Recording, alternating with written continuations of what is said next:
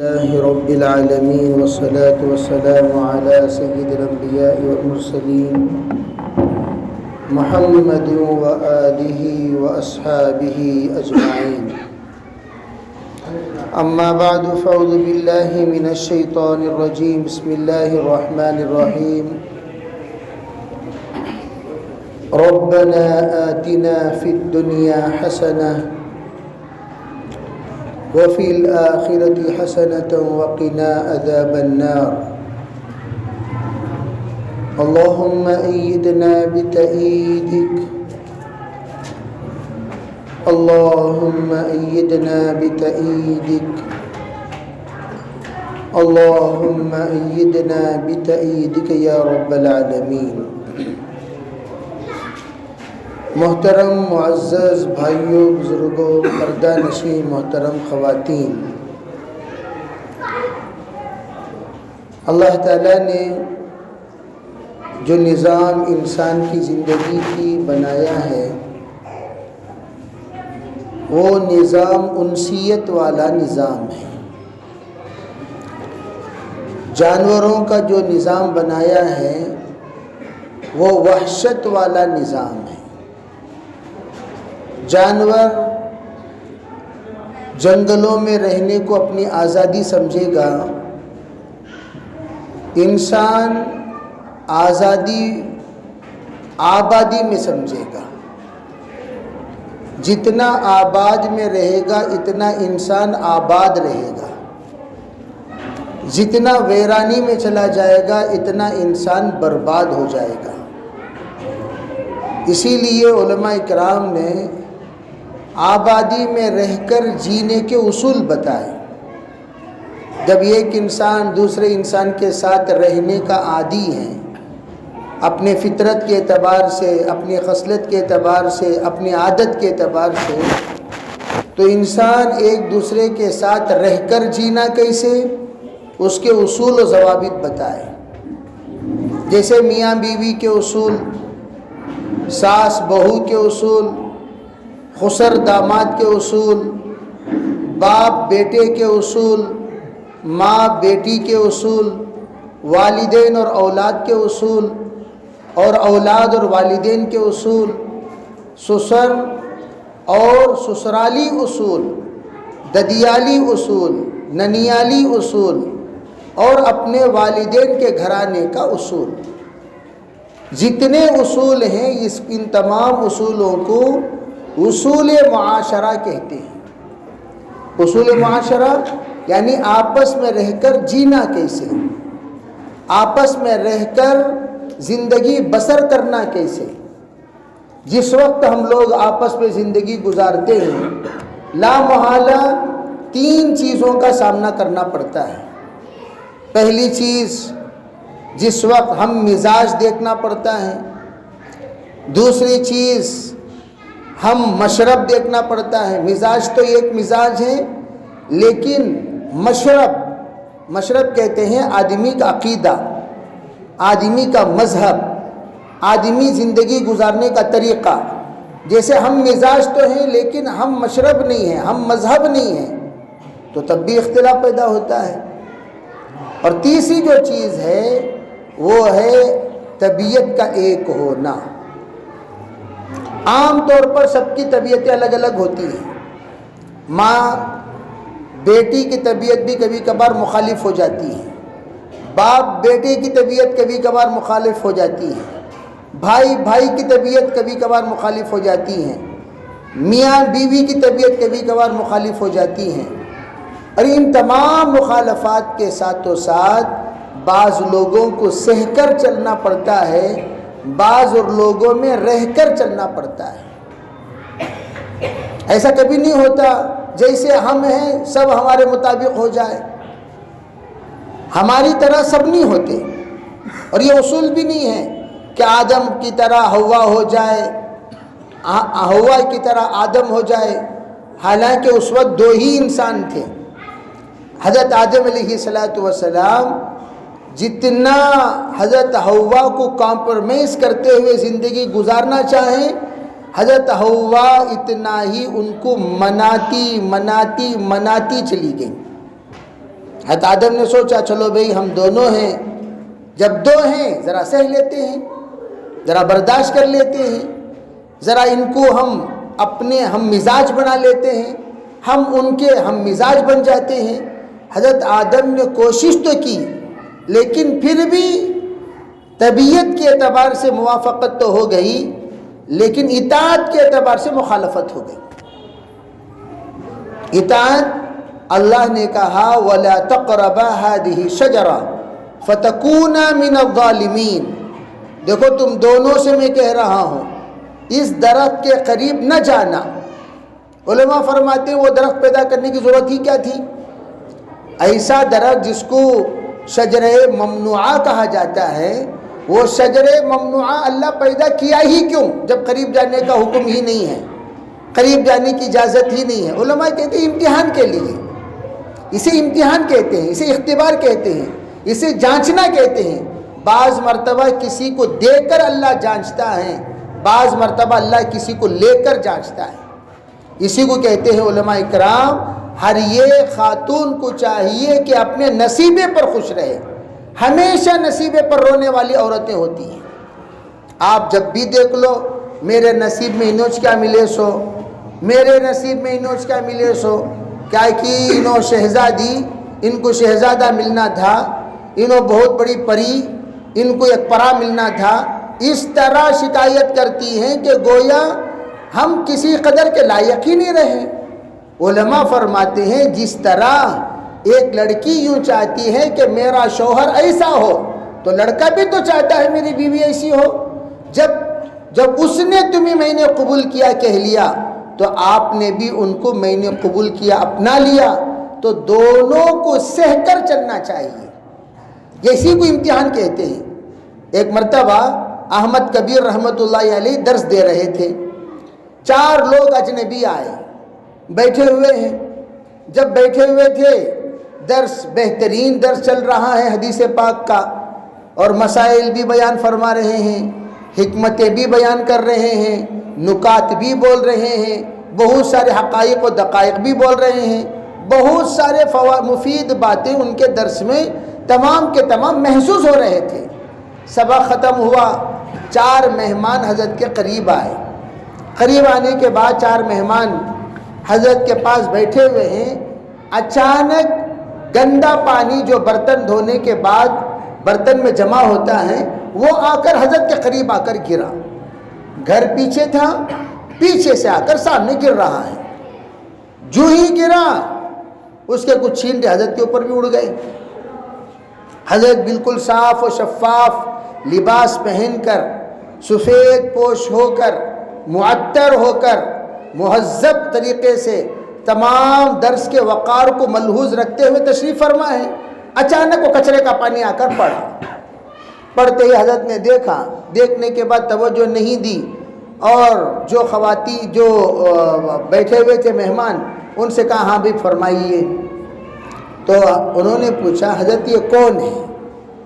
کہا بھئی وہ ہمارے بیگم صاحبہ ہیں، فرمائیے کیا قصہ۔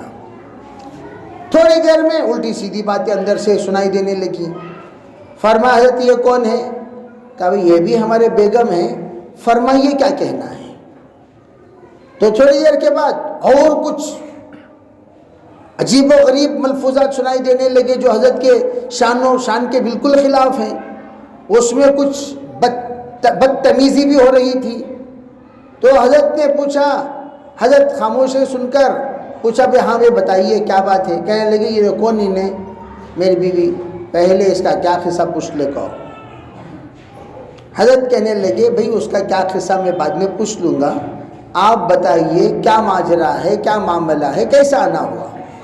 نہیں پہلے آپ پوچھ کہو کیا قصہ، ایسی بدتمیز عورت کے ساتھ آپ رہ رہے ہیں اور انہیں اتنی بدتمیزی کر رہی ہے اور آپ برداشت کرتے بیٹھے ہوئے ہیں، پہلے پوچھئے کیا قصہ۔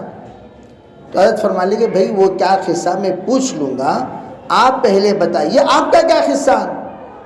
کہنے لگے نہیں پہلے پوچھو۔ کہنے لگا ارے بھئی آپ بتاؤ۔ تو وہ جب انکار کیے نہیں بتائیں گے، پہلے آپ جائیے ان کی کیا قصہ پوچھئے، ان کو ایک ٹھکانے پہ لگائیے، بعد میں آئیے، بعد میں ہم بتائیں گے۔ تو حضرت نے فرمایا میں بتاؤں تم لوگوں نے کیوں آئے؟ تم لوگ جو چیز دیکھنے کے لیے آئے ہو، جو چیز معائنہ کرنے کے لیے آئے ہو، جس چیز کو جانچنے کے لیے تم آئے ہو کہ احمد کبیر کو اللہ تعالیٰ نے یہ درجہ دیا تو کیوں دیا، احمد کبیر کو یہ مقام دیا تو کیوں دیا، احمد کبیر اس عہدے پر فائز ہے تو کیوں ہے، اللہ کا اتنا مقرب احمد کبیر کیسے، یہی تو جانچنے کے لیے آئے۔ فرمایا میرے پاس کوئی عمل نہیں ہے سوائے اس خاتون کو برداشت کرنے کی۔ یہ جو خاتون ہے جو میرے ساتھ بدتمیزی کر رہی ہے، زبان درازی کر رہی ہے، میرے مزاج کے خلاف وہ کھانا پکاتی ہے، میرے مزاج کے خلاف وہ رہتی ہے، میرے مزاج کے خلاف وہ کہتی ہے، وہ بولتی ہے، اور میرے ساتھ بے ادبی بے انتہا طریقے سے برتاؤ کرتی ہے، میں نے اس کو جو برداشت کر رکھا ہے اسی بنیاد پر اللہ نے مجھے وہ مقام دیا۔ اور پھر کہا دوسری بات، میں اگر اسے چھوڑ دوں تو پھر یہ کسی نہ کسی کے حوالے تو ہوگی ضرور، اب وہ بیچارہ بھی مظلوم ہوگا، ستم خوردہ ہوگا، وہ بھی پریشان ہوگا، وہ بھی حیران ہوگا، اس کی بھی طبیعت پر گراں گزرے گی، وہ دوسرا بندہ وہ میری وجہ سے پھر وہ پچھتائے گا، پھر وہ اپنے مزاج کو خراب کرنا پڑے گا، میں نے اسے بھی تکلیف میں نہ ڈالتے ہوئے میں سہ کر زندگی گزار رہا ہوں۔ تو محترم خواتین، اسی طرح آپ کو بعض مرتبہ مردوں کو سہنا پڑتا ہے۔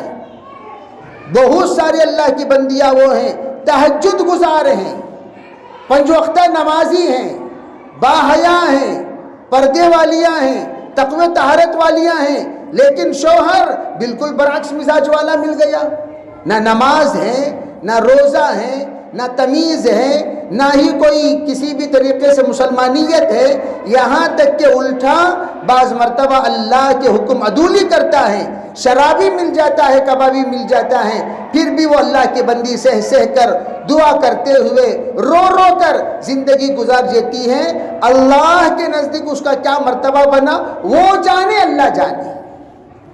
اسی لیے علماء کہتے ہیں نصیبے پر رو مت، خوش نصیب کس کو کہتے ہیں، بد نصیب کس کو کہتے ہیں؟ خواتین یوں سمجھتی ہیں، عام طور پر مرد حضرات بھی تصور کرتے ہیں خوش نصیب وہ ہے جو زندگی میں خوش ہوئے جیسے ہر چیز اسے مل جائے تو خوش نصیب، گھر بھی خوش ہوئے جیسا مل گیا، شوہر بھی خوش ہوئے جیسا مل گیا، زندگی خوش ہوئے جیسی مل گئی، اور زیورات بھی خوش ہوئے جیسے، اور عیش و آرام کے اسباب بھی خوش ہوئے جیسے، اور ماشاءاللہ کیا ان کے لیے اکرام ہے، استقبال ہے، کیا ان کے لیے مقام ہے، مرتبہ ہے، اعزاز ہے، حشم و قدم ہے، تو خوش ہونے کے اعتبار سے ہر چیز مہیا ہو گئی تو سمجھتی ہیں کہ ہم خوش نصیب، اگر روئے جیسا مہیا ہو گئی تو یوں سمجھتی ہیں کہ بد نصیب۔ علماء فرماتے ہیں اسے خوش نصیب و بد نصیب نہیں کہتے، خوش نصیب وہ ہیں اس کے نصیب میں جو ہے اس پر خوش ہو جائے، اس کے نصیب کہتے ہیں حصے کو،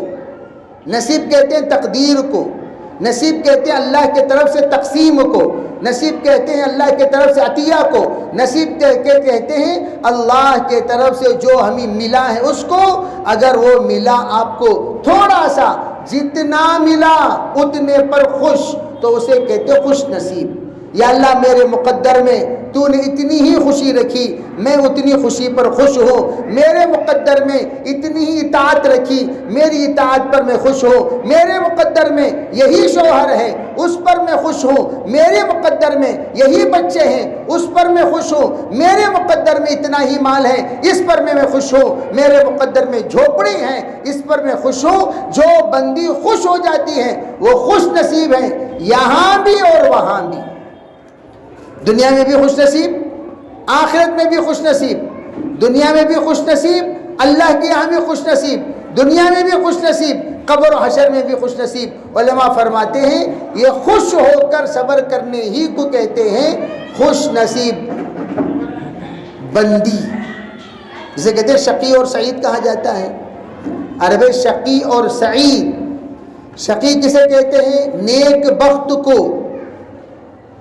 شقی بدبخت، سعید نیک بخت، سعید کے معنی نیک بخت، شقی و سعید اللہ کے طرف سے یہ بھی طے شدہ ہو جاتا ہے، خوش نصیب و بد نصیب۔ علماء کہتے ہیں صحابہ اپنی زندگی کے تمام قسمت پر خوش تھے. رضینا بالقسمت الجبار فینا، یہی تو کہتے ہیں علی رضی اللہ تعالیٰ عنہ. عرب حضرت علی کا جو مقولہ مشہور ہے وہ کیا ہے؟ رضینا بالقسمت الجبار فینا لنا علم وللجہال مال. کیا فرماتے ہیں علی؟ ہم خوش ہیں اللہ کی اس تقسیم پر، ہم خوش ہیں اللہ کی اس نصیبے پر، ہم خوش ہیں اللہ کی اس تقدیر پر، ہم خوش ہیں اللہ کی اس ترتیب پر. اللہ نے ہماری یہ ترتیب بنائی. لنا علم، ہمیں تو اللہ نے علم معرفت عطا فرمائی، اللہ کی سمجھ عطا فرمائی، اللہ کی اطاعت عطا فرمائی، اللہ کی قربت عطا فرمائی، اللہ کا کلمہ عطا فرمایا، اللہ کی عبادت عطا فرمائی. اس پر ہم خوش ہیں. وَلِلْجُهَالُ مَالُ، جاہلوں کو اللہ نے مال عطا فرمایا، دولت عطا فرمایا، محلات عطا فرمائے، حشم و خدم عطا فرمائے، بہت سارے عیش و آرام کی چیزیں دیے. وہ ان کو وہ مبارک، ہمیں یہ مبارک. ان کو وہ مبارک، ہمیں یہ مبارک. اسی لیے علماء کہتے ہیں نصیبے پر رونے والا مسلمان نہیں ہو سکتا. نصیب کیا کہ میرے نصیب میں رونا چھینا نہیں. رونا بھی عبادت سمجھ کر رویا کرو، تکلیف بھی عبادت سمجھ کر سہا کرو، درد بھی عبادت سمجھ کر صبر کیا کرو، اور نافرمان اولاد بھی یہ بھی اللہ کا امتحان سمجھ کر جم جایا کرو. اللہ اس پر بھی تمہیں ترقی دیں گے. دیکھو بھائی، اسلام میں غور سے یہ بات سمجھو، تمام مستورات غور سے سمجھے اس بات کو، مرد حضرات بھی. اسلام میں صرف نماز ہی نیکی نہیں ہے، نماز ہی نیکی نہیں ہے، ذکر ہی نیکی نہیں ہے، تلاوت ہی نیکی نہیں ہے، حج ہی نیکی نہیں ہے، اور زکوٰۃ اور روزے یہی نیکی نہیں ہے. نیکی کیا ہے؟ برداشت کرنا سب سے بڑی نیکی ہے. میں ہمیشہ ایک بات سمجھایا کرتا ہوں، بھائی دیکھو، حضرت زکریا علیہ السلام کو آرے سے کاٹا گیا، کتنی بڑی قربانی. حضرت یونس علیہ السلام کے ساتھ کیا ہوا، حضرت عیسیٰ علیہ السلام کے ساتھ کیا ہوا، دیگر انبیاء کے ساتھ کیا ہوا، مختلف قسم کے ظلم و ستم ہوئے. اگر اس کا مقابلہ دیکھا جائے سرکار دو عالم صلی اللہ علیہ وسلم کے ساتھ، وہ اتنا اللہ کے رسول کے ساتھ نہیں ہوا جتنا ہوا آرے سے کاٹنا گیٹنا حضور کے ساتھ نہیں ہوا. لیکن سرکار دو عالم صلی اللہ علیہ وسلم نے کیا فرمایا؟ اوذیت فی اللہ وما یؤذی احد مثلی، اخفت فی اللہ وما یخاف احد مثلی. جتنا مجھے اللہ کے دین کی دعوت میں، اللہ کے دین کی تعلیم میں، اللہ کے دین کے کام میں جتنا مجھے ستایا گیا، کسی نبی کو نہیں ستایا گیا. جتنا مجھے ڈرایا گیا، کسی نبی کو نہیں ڈرایا گیا. اب سوال پیدا ہوا، اتنا کیسے ہوا، نہیں ہوا، پھر اس کا مطلب کیا؟ علماء کہتے ہیں حضور نے جو برداشت کیا ہے وہ سب سے بڑی قربانی. سیکنڈز، انتقام لینا سیکنڈز تھا، سیکنڈز میں انتقام لے سکتے تھے، اشاروں پر قربان ہو جاتے صحابہ. لیکن سرکار دو عالم صلی اللہ علیہ وسلم حدیبیہ میں برداشت کرتے ہوئے ذلیل ہو کر واپس ہو رہے ہیں. حضرت عمر رضی اللہ تعالیٰ عنہ پہنچے اور یوں کہنے لگے، الیس اللہ بحق، کیا ہمارا خدا حق نہیں ہے؟ الیس انت رسول اللہ، کیا آپ اللہ کے رسول نہیں ہیں؟ کیا قرآن اللہ کی کتاب نہیں ہے؟ کیا اسلام اللہ کا مذہب نہیں ہے؟ کہا ہاں ہے، ہاں ہے، ہاں ہے. فرمایا پھر ذلیل ہو کر واپس جانے کی کیا ضرورت؟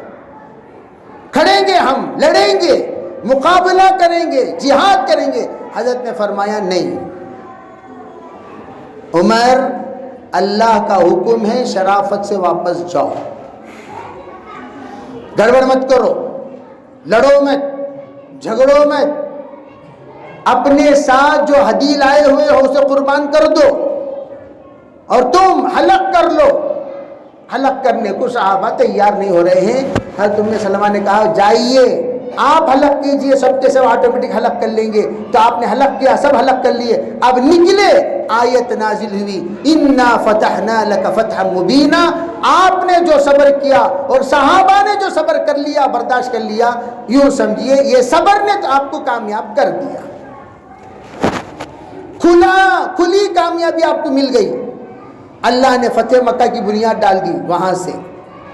تو ہم بعض مرتبہ کیا میں زیر ہونا سو بہو کے سامنے، کیا میں زیر ہونا سو بہن کے سامنے، بعض لوگ اپنی ناک کی وجہ سے اپنی رائے کو واپس نہیں لیتے، ضد پر اڑ جاتے ہیں، ضد پر کھڑ جاتے ہیں، اور اتنا کھڑ جاتے ہیں، اتنا کھڑ جاتے ہیں جس کی کوئی حد نہیں ہوتی۔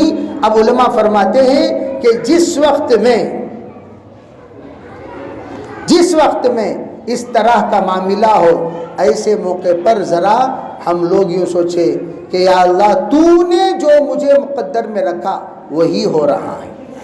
عجبا لامر المؤمن فإن امر كله له خیر وإن أصابته ضرا فصبر فكان خير له وإن أصابته سرا فصبر فكان خير له فشكر فكان خير له۔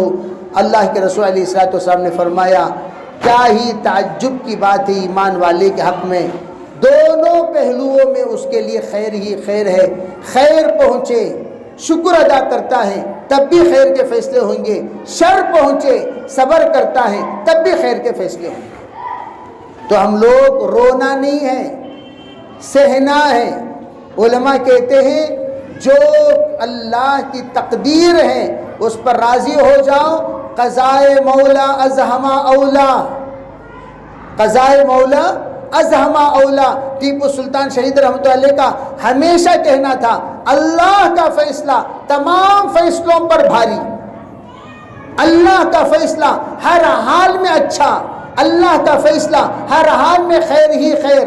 اس بات کو ہم سمجھ گئے تو پھر اس کے بعد شکایتوں کا دروازہ بند۔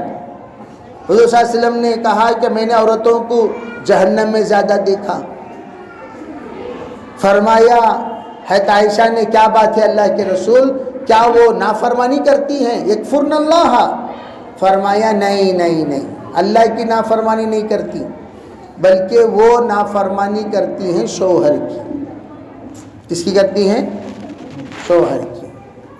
اب جیسے آئی ہوئی ہیں، کس کا طبی برقع بھاری ہے، کس کا طبی بھاری نہیں ہے، کس کا طبی برقع پھٹ کو ہے، سی بندال کو ہے، اب وہاں دیکھتی یہاں دیکھتی، کیا سمجھتی؟ جا کو دیکھو ان کے شوہر مہینے میں ایک ایک برقع دلاتے رہتی ہیں، تمہیں بھی ہی سال میں ایک بھی برقع دلاتی نہیں۔ اللہ کے رسول صلی اللہ علیہ وسلم جس وقت ترغیب دیتے تھے، حضور فرماتے تھے کہ دیکھو ہمیشہ غربت کو اپنا دوست بنایا رکھو۔ کس کو؟ اللہم احینی مسکینہ وامیتنی مسکینہ واحشرنی فی زمرۃ المساکین۔ حضور نے فرمایا یا اللہ تو مجھے زندہ رکھ مسکینوں کی طرح، موت دے تو مسکینی کی حالت میں، حشر فرما تو مسکینوں کے ساتھ۔ اور آپ نے فرمایا میرے ساتھ محبت کرنے والوں کی طرف حالات ایسے آتے ہیں جس طرح ڈھلان کی طرف پانی۔ ارے اگر کسی کے گھر میں تکلیف ہے وہ یوں سمجھے کہ اللہ نے میرے گھر کو صحابہ کے گھر کی طرح بنا دیا۔ ایک صحابی جلدی آئے، جلدی بھاگ رہے، حضور سے شکایت ہوئی، اللہ کے رسول یہ کیا بات ہے؟ یہ آتے ہیں مجلس میں نہیں بیٹھتے چلے جاتے ہیں، آتے ہیں مجلس میں نہیں بیٹھتے چلے جاتے ہیں، آتے ہیں مجلس میں نہیں بیٹھتے چلے جاتے ہیں۔ اللہ کے رسول علیہ السلام نے وہ صحابی کو ایک مرتبہ فوراً روک لیا، روک کر آپ نے پوچھا کیا بات ہے، ابھی کہاں جا رہے ہو؟ کہا اللہ کے رسول جلدی جاننا ہے۔ کیوں، کیا بات ہے؟ کہا ہے کہ بات یہ ہے حضور، میرے پاس اور میرے بیگم کے پاس نماز پڑھنے کے قابل ایک ہی چادر ہے، دوسری چادریں نماز پڑھنے کے قابل نہیں ہیں، نماز پڑھنے کے قابل ایک ہی چادر ہے۔ میں یہاں آتا ہوں نماز پڑھتا ہوں، فوراً واپس جا کر وہی چادر جو نماز پڑھنے کے قابل نہیں ہے وہ میں پہن لیتا ہوں، نماز پڑھنے کے قابل اس کو دے دیتا ہوں، وہ اوڑھ کر پھر اللہ کی عبادت کرتی ہے۔ حضرت قتادہ سے ایک مرتبہ کسی نے پوچھ لیا کیا صحابہ اکرام ٹوپی پہنتے تھے؟ حضرت قتادہ کی آنکھوں سے آنسو نکل آئے، کہنے لگے تم لوگ ٹوپی کا سوال کرتے ہو، صحابہ میں کون تھا جو 2 کپڑے پہن کر نماز پڑھتا تھا؟ بتاؤ، بہت کم جن کے پاس 2 چادر، نیچے بھی اوپر بھی، ورنہ 70% صحابہ اکرام ایسے تھے جن کی اوپر کی چادر ہی نہیں رہتی تھی۔ ٹوپی کا کہاں سے سوال پیدا ہو گیا؟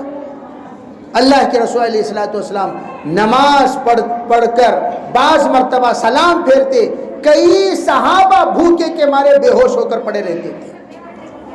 یہ حالت غربت کی صحابہ کے سامنے گزری ہے، ہمیں تھوڑی دیر سوچنا چاہیے کیا ہم لوگوں کے اوپر ایسی حالت گزر رہی ہے؟ اتنی شکایتیں علماء کہتے ہیں ناشکری معصیت کا دروازہ کھولتا چلا جاتا ہے۔ جب بندہ ناشکری کرتا ہے، اللہ جب دیکھتا ہے کہ اس کے پاس میرے شکر گزاری کی کوئی چیز نہیں، اللہ دیر وَلَئِن كَفَرْتُمْ إِنَّ عَذَابِي لَشَدِيدٌ۔ اس لیے علماء فرماتے ہیں کہ اللہ تعالیٰ سے ہمیشہ شکر گزار ہو۔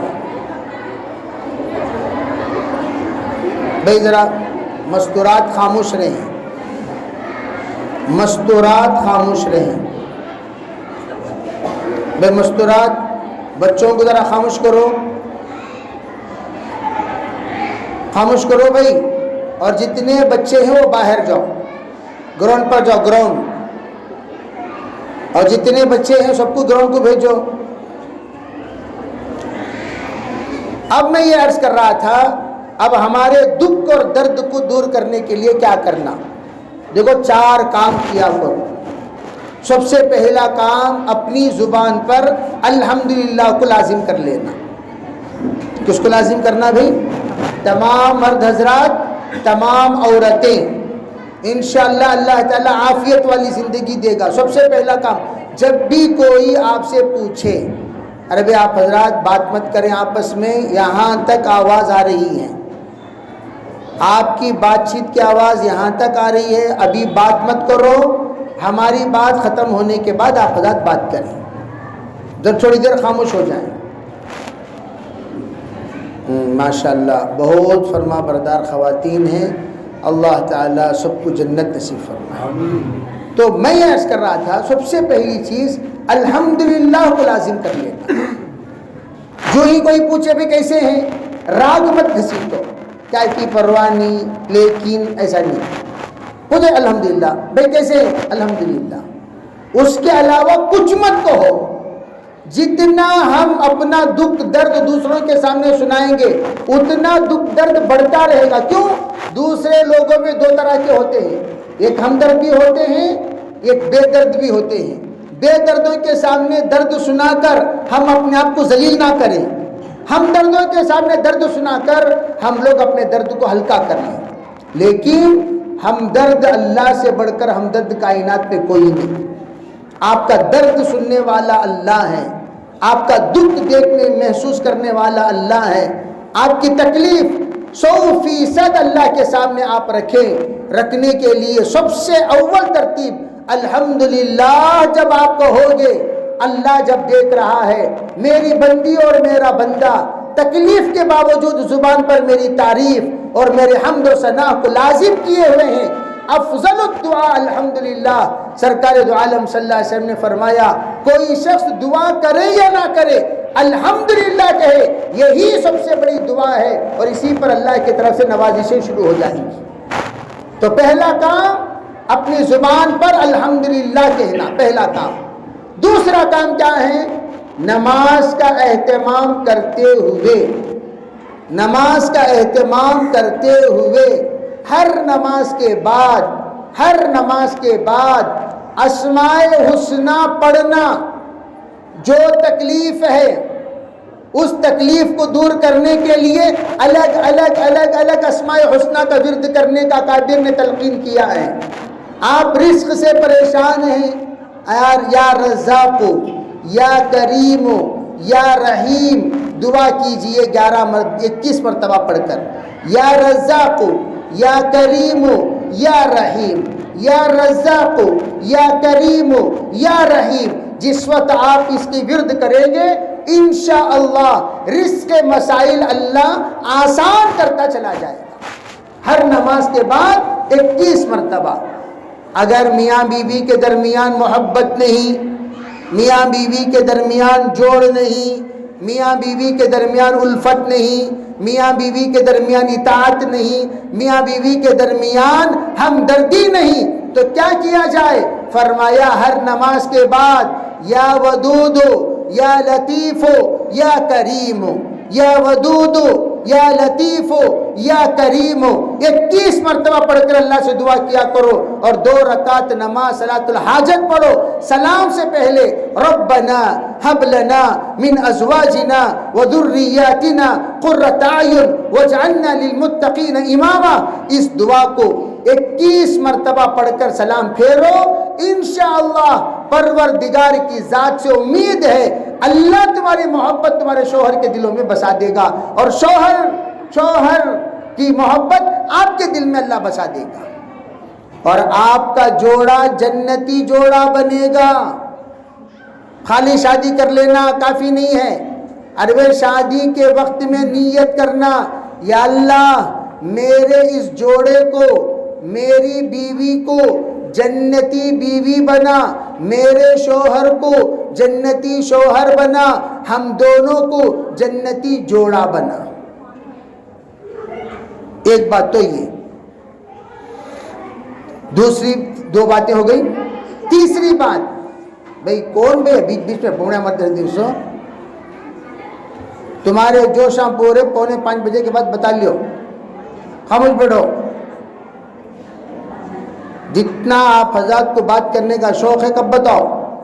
4:45 کے بعد. یہاں آواز آ رہی ہے. کون بازو پردے کے بازو کون بیٹھی سو؟ خاموش بیٹھو. کیا بول رہی سنو پہلے. تیسری چیز 5 وقت کی نماز وہ تو پڑھتے ہیں، اور بہت سارے گھروں میں مین ٹائم پر کھجلی مستورات کو ہمارے. اہم بات بول رہا ہوں میں، کروڑوں کی بات. کون سی بات ہے؟ پوری زندگی انشاءاللہ عافیت میں رہو گی. کرو یہ انشاءاللہ. اور تمام مرد بھی کرو، عورتیں بھی کریں. فجر اور مغرب کے بعد، فجر اور ہمارے بڑوں کا نسخہ ہے. کرو گے انشاءاللہ بھائی. 11 مرتبہ درود شریف. کتنے بار بولو؟ 7 مرتبہ سورہ فاتحہ، 11 مرتبہ درود شریف، 7 مرتبہ سورہ فاتحہ، 7 مرتبہ 4 قل، 7 مرتبہ علم نشرہ، 7 مرتبہ آیت الکرسی، 11 مرتبہ درود شریف. یہ پڑھ کر پانی میں دم کرو، تمام بچوں پر دم کرو. انشاءاللہ ہر طرح کی جتنی نظر نہ آنے والی شرارتیں ہیں ان سب سے اللہ محفوظ رکھے گا.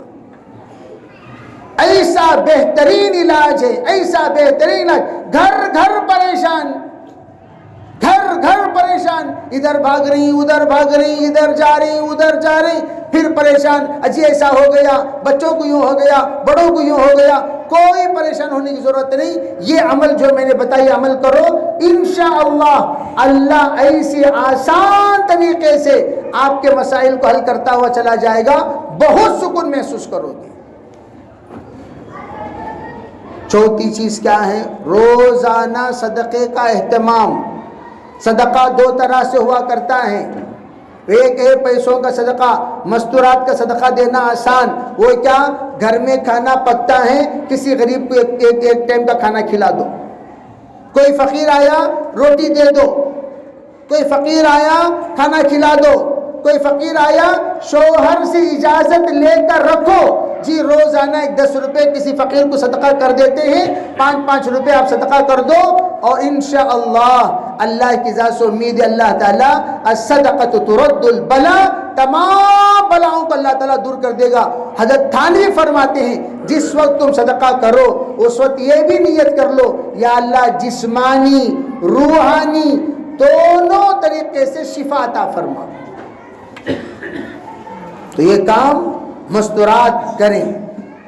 اور اس کے علاوہ علماء یہ فرماتے ہیں کہ کھانا جس وقت مستورات پکائیں 4 باتوں کا خیال رکھیں۔ کھانا جب پکائیں 4 باتوں کا خیال رکھیں۔ نمبر 1، کھانا کبھی بھی باسی اور تازی ملا کر نہ کھائیں، یا تو دونوں باسی دونوں تازی، تازی باسی ملا کر نہ کھائیں۔ باسی کھانا تازہ سالن نہیں، تازہ سالن باسی کھانا نہیں، دونوں باسی چل جائے گا، دونوں تازہ چل جائے گا، باسی تازہ نہیں چلے گا۔ طبیعت کے خراب ہونے کا سب سے بڑا سبب ہے۔ دوسری چیز، 2 چیزیں جگٹ ملا کر مت پکایا کرو، اروی اور بھیمی، ان چیزوں کو ملا کر پکانے سے منع کیا گیا۔ یہ دونوں ملا کر مت پکایا کرو، پکاؤ گے تو کیا ہوگا؟ طبیعت اور خراب ہو جائے گی۔ الگ الگ پکاؤ۔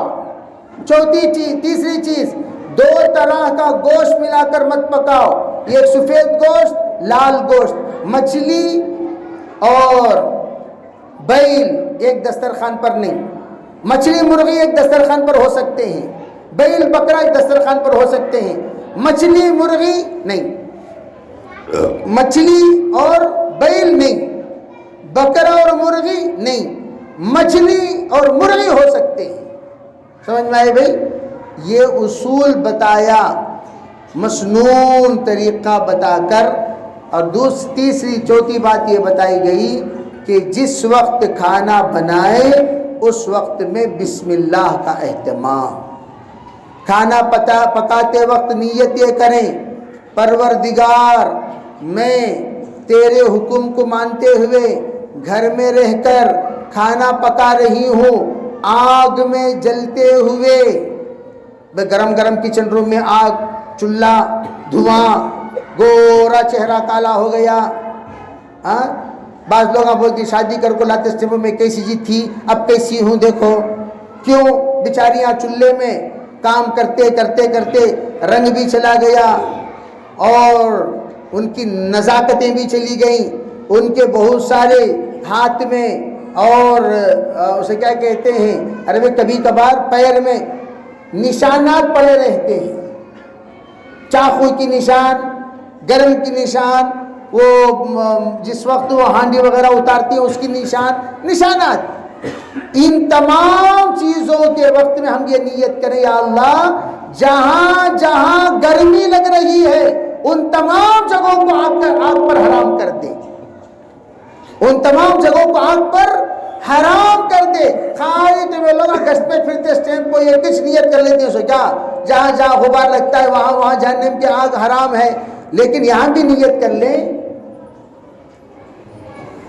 جہاں جہاں آگ لگے، جہاں جہاں گرمی لگے، نیت یہ کر لینا یا اللہ اس حصے کو جہنم پر حرام فرما۔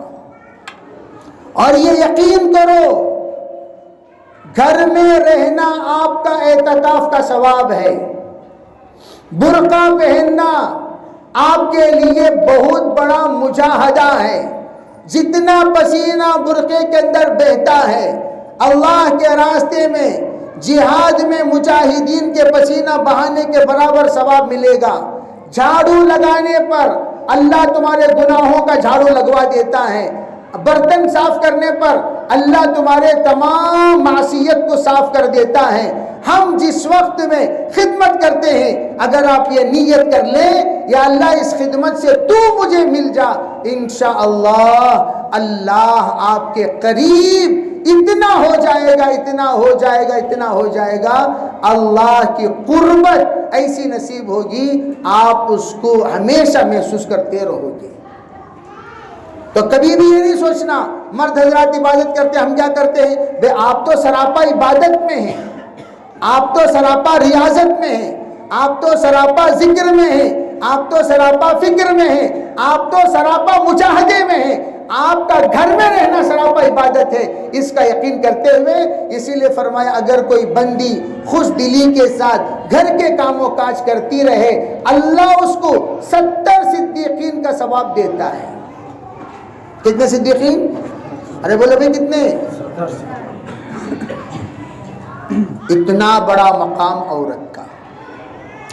مردوں سے کہا گیا 3 جگہوں پر جھوٹ بولنا جائز ہے، عورتوں سے بھی کہا گیا 3 جگہوں پر جھوٹ بولنا جائز ہے۔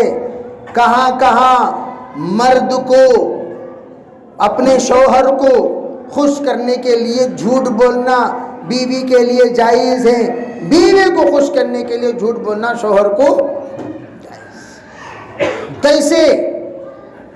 جیسے اچانک آپ تشریف لے گئے، آپ نے اپنے بیگم سے کہا بیگم ماشاءاللہ کیا جی آج تمہارے چہرے پر عجیب نور ہے نا۔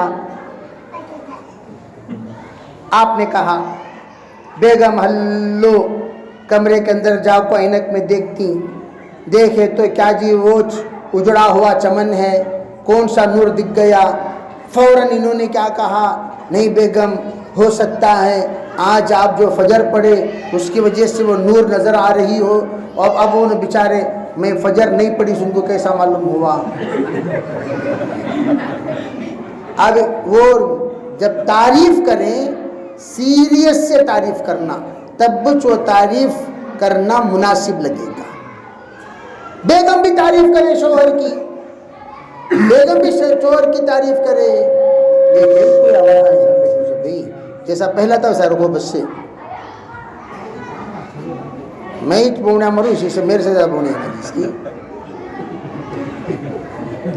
تو کیا کرے وہ شوہر بیوی کی تعریف کرے، بیوی شوہر کی تعریف کی۔ دیکھو ہمیشہ دونوں کی آپس میں جوڑ اور رشتہ اس وقت ہوگا جب آپ ان کے کھانے کی تعریف کریں۔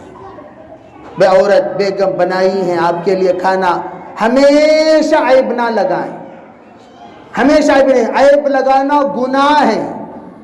اللہ کے رسول نے زندگی میں کبھی عیب نہیں لگائی۔ ما آب رسول اللہ صلی اللہ علیہ وسلم طعاما قط، کبھی بھی نہیں، گھر میں بھی نہیں باہر بھی نہیں۔ ہم لوگ کیا کرتے ہیں کون کی سالی بنائے تو تعریف، مچھلی بہت اچھی تل کون تلے سو انہوں سے بہت اچھی ہے سو کیوں تیری بیوی تلے تجھے پسند نہیں۔ نامحرموں کی تعریف کرنا ناجائز ہے، محرم بیوی کی تعریف کرنا سنت ہے۔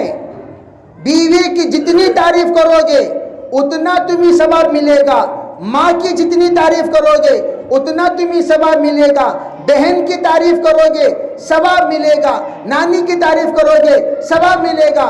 سالی اچھی ہے بولو اس کی تو تعریف کرے ضرورت نہیں، تعریف نامحرموں کی کرو گے تو گناہ ہو جائے گا۔ ارے سمجھ میں آ رہی نہیں؟ مسئلہ سمجھو پہلے۔ اسی طرح ہمارے بیگمات بھی، ہمارے مستورات بھی محرم کی تعریف، اپنے شوہر کی قدر کرو۔ اللہ کے رسول علیہ السلام نے فرمایا ایک بیچارہ تمہارے لیے چلتا ہے پھرتا ہے محنت کرتا ہے قدر کرتا ہے، اس کی عزت کرنا بیویوں پر فرض ہے۔ 4 چیزیں عورتوں پر فرض، 5 وقت کی نماز پڑھنا، اذا صلت خمسہا وصام شہرہا، رمضان کا روزہ رکھنا، واطاعت بالہا، اپنے دیکھو یہاں پر شہرہا کہا گیا، شہرہا، رمضان کا ذکر نہیں فرمایا۔ کیوں؟ بہت سارے خواتین کو رمضان کے روزے چھوٹ جاتے ہیں، چھوٹتے نہیں چھوٹتے، چھوٹ گئے بولے تو جو مہینہ ان کو طبیعت اچھی ہو اس مہینے میں روزہ قضا کر لیں۔ اسی لیے کیا کہا گیا؟ وصام شہرہا، رمضان کا روزہ چھوٹ جائے، جو مہینے میں طبیعت اچھی ہو وہ مہینے میں روزہ قضا کرتے ہوئے ان تمام قضا روزوں کو پورا کرو۔ واطاعت بالہا، تیسری سنت اپنے شوہر کی بات مانے، وحفظت نفسہا، اپنی عزت و آبرو کی حفاظت کرے، اپنا حسن سوائے شوہر کے کسی کے سامنے ظاہر نہ کرے، اپنے چال کا پردہ، کھال کا پردہ، بال کا پردہ، حال کا پردہ، اپنے شال کا پردہ، شال کہتے ہیں اندر کے لباس کو، شال کا پردہ، گال کا پردہ، چہرے کو بھی باقاعدہ پردے میں رکھنا چاہیے. یہاں تک کہ علماء نے فرمایا چال کا پردہ کسے کہتے ہیں؟ کنارے پر چلنا چاہیے. بیچ میں چلنا عورتوں کے لیے بے پردہ ہے، کنارے پر چلنا چاہیے. اور نعال کا پردہ، یہاں تک کہ اپنے شو، اپنے چپل، اس کو بھی کور میں رکھ کر اندر رکھنا، یہ بھی پردے کے سنتوں میں سے ہے. کیوں؟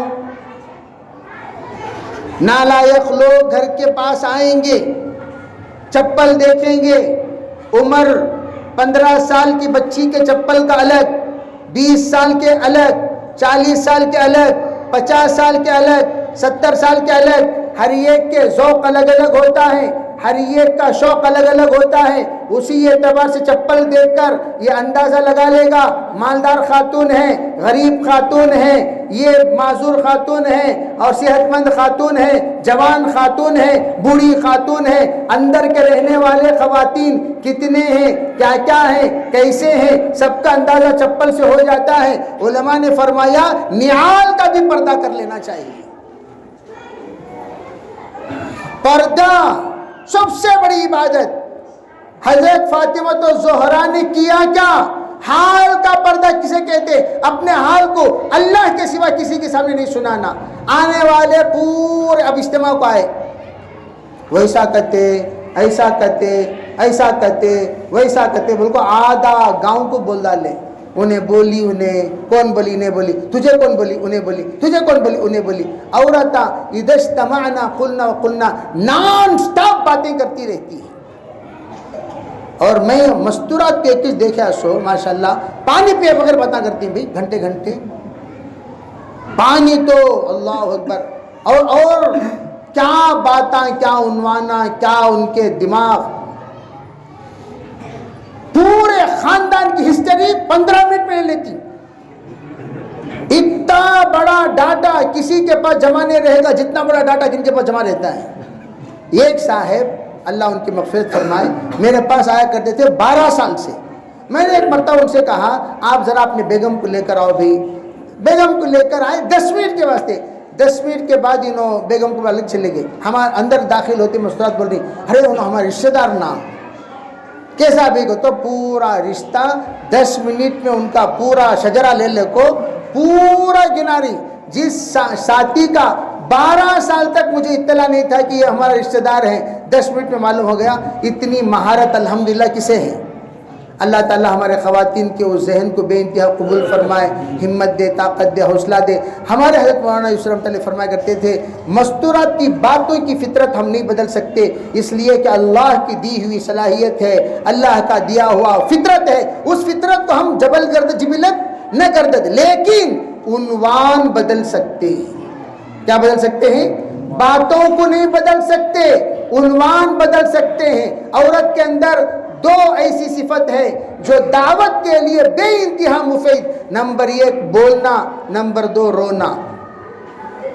رونا نان سٹاپ رونا، چپکے تھے بھی کہ کچھ رو رہی گا تو نہیں تمہیں آؤ کیسا بولنے نا کیا بھی بول کچھ نہیں رہتے ہو. رونا وہ کہاں سے آتا ہے کہ اللہ کچھ معلوم. اور یہ دونوں چیزیں بہت ضروری ہیں. جتنی اللہ کے سامنے روئیں گی اتنا اللہ خوش ہوگا. اللہ کے سامنے بولو کہ اللہ میرے بچے کو یہ دے وہ دے. اور پردہ میرے خصوصاً اس وقت چھوٹی بچیاں بھی آئی ہوئی ہیں، 9 کی بھی 10 کی بھی کالج کی بھی بچیاں. میں آپ حضرات سے بڑے خواتین سے میں یہ عرض کرنا چاہتا ہوں پردہ سب سے بڑی عورت کی عبادت ہے، عورت کی حفاظت ہے، عورت کی شان ہے، عورت کی آن ہے. عورت کے پوری زندگی اللہ کے سامنے حاضری دینے سے پہلے، اللہ کے سامنے حاضری دینے سے پہلے پوری زندگی جو کچھ غلطیاں ہم سے سرزد ہو گئی ہیں ان تمام غلطیوں کے لیے کفارہ ہے. اب پردہ کر لینا. پردہ کسے کہتے ہیں؟ میں نے کہہ دیا ان تمام چیزوں کو. برقعے کو بھی ڈریس مت بناؤ. برقعے کو آج کل یہ بنگلور ہے نا، بنگلور یہ تمام فتنوں کا مرکز ہو گیا ہے۔ جب تک عورتیں بنگلور نہیں جاتی ڈھنگ سے رہتی گاؤں میں رہتے تک، یہ بنگلوراں کو یہ ہبلی کو مثال کے طور پر آنا جانا شہراں کو شروع کرے گا تو ڈریساں بدل جاتی، برقعے بدل جاتی، اوڑھنیاں بدل جاتی۔ ایک زمانہ تھا کہ عورتیں سادے برقعے کو پسند کرتی تھیں، اور آج ایسے ایسے برقعے آ گئے، وہ برقعے نہیں رہے، اب ڈریس ہو گئے۔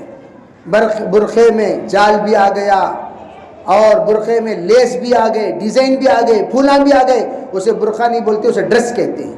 برقعہ کسے کہتے ہیں؟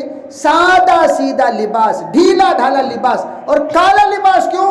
تاکہ لوگوں کی نظریں نہ جمیں۔ عام طور پر لوگوں کی نظریں کالے لباس پر نہیں جمتی، اس لیے اس وقت مائیں ہیں۔ میں آپ کو ایک بات کہہ دیتا ہوں، آپ کے تابع آپ کی بیٹیاں ہیں۔ جیسی ماں ویسی بیٹی، جیسا پیڑا ویسی روٹی، جیسے دھاگا ویسی ساڑی، جیسی ماں ویسی بیٹی۔ ماں اصل معلمہ ہے، اصل معلمہ ہے۔ ماں جتنی تعلیم دے گی اتنی بچی تعلیم پائے گی۔ ماں غصے والی، بچی غصے والی۔ ماں قناعت والی، بچی قناعت والی۔ ماں صبر والی، بچی صبر والی۔ ماں تقوی والی، بچی تقوی والی۔ ماں نمازی، بچی نمازی۔ ماں حیا، بچی حیا۔ ماں تحمل، بچی تحمل۔ ماں غصہ، بچے بھی غصہ۔ ماں گرم، بچے بھی گرم۔ کیوں؟ صحبت صالح ترا صالح کنت۔ اس وقت ہماری یہ بچیاں 9th اور 10th یا جو بھی ہو کالج میں پڑھنے والی، ان تمام کو آپ آئیڈیل ہیں۔ نیک ماں بنو، جیسے حضرت فاطمہ زہرا رضی اللہ تعالی عنہا، ایسی ماں، ایسی ماں، ایسی ماں کہ فاطمہ بھی جنتی، حسن حسین بھی جنتی، حضرت علی بھی جنتی۔ بنے نہیں بنے بھائی؟ ارے بھائی سب بنے نہیں بنے؟ تو اس لیے تمام نیت کریں ہماری مائیں۔